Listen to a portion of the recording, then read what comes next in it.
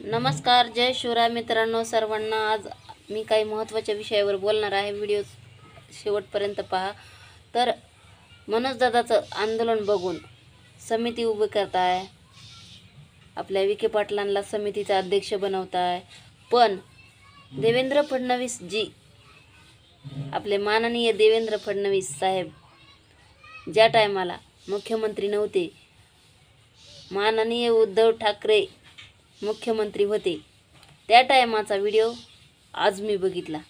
ती video clip त्याच्यात ते साफ त्यांच्यावर आरोप करताय, म्हणताय मुख्यमंत्र्याच्या हातात सगळं काय आहे, पण ह्यांच्या मनातच नाही द्यायचंय मराठ्यांना, म्हणून ह्यांना द्यायचं असा त्यांचं इच्छाच नाही द्यायची इच्छा असल्यावर मंत्र्याच्या हातात सगळं काय आहे ते असं आपल्या फडणवीस साहेबांचं म्हणणं आहे। तुम्हाला व्हिडिओ क्लिप दाखवते मी।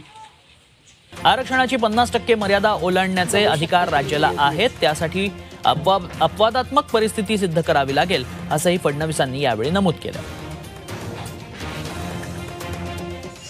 केवळ वेळ काढण्याचं धोरण आहे। माझं स्पष्ट मत आहे की यांच्या मनात आरक्षण देणं नाहीये। अपवादात्मक परिस्थिती सिद्ध करण्याचा अधिकार राज्याला मिळणार असं म्हणायचं का? आहेच, राज्यालाच अधिकार आहे। बरं, ज्याला करायचं नसतं ना तो असं करत असतो। बघा, असं म्हणतात ना, where there is a will there is a way, and where there is no will there is survey and report. हे म्हणत होते यांची देण्याची हेच नाही, वासनाच नाही।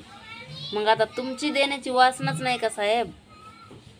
तुमची देण्याची वासनाच नाही का हे कळू द्या आम्हाला, बरोबर का? तेच प्रश्न आम्ही तुमच्यावर उभा करतोय। तुमची बी वासनाच नाही मग आता द्यायची, बरोबर का? तुम्ही जसे आरोप केले होते त्यांच्यावर, त्यांची वासना नव्हती का? मुख्यमंत्री पदावर आलं की सगळ्यांची वासनाच बिघडती का? असं आहे ना? तो गोरगरिबाच्या तोंडातला घास ते त्यांचा घास त्यांना मागताय, तर तुम्ही द्यायला पाहिजे।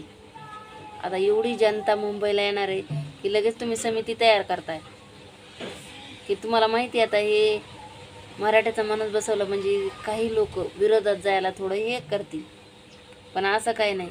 आणि ते बी काय म्हणतात, जरांगे पाटलांनी सारखं देवेंद्र फडणवीस साहेबाला टार्गेट करून बोलू नये, टार्गेट केल्याने काही आरक्षण भेटणार आहे का? पण ते नाही आहे, टार्गेट नाही करत आहे, त्यांच्याच हातात आहे म्हणून त्यांना बोलतायत ना। हातात सध्या ते आहेत ना, मंत्रिपदावर ते आहेत ना, मग कोणाला बोलतात? आधी कोणाला करायचे, काय म्हणायचे आधी?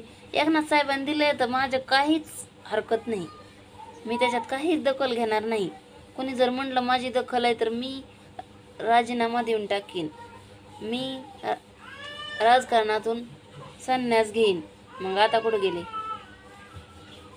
जास्त काय बोलले असले तर माफी असावी, काय वाईट गेलं असलं माझ्या तोंडातून तर माफी असावी।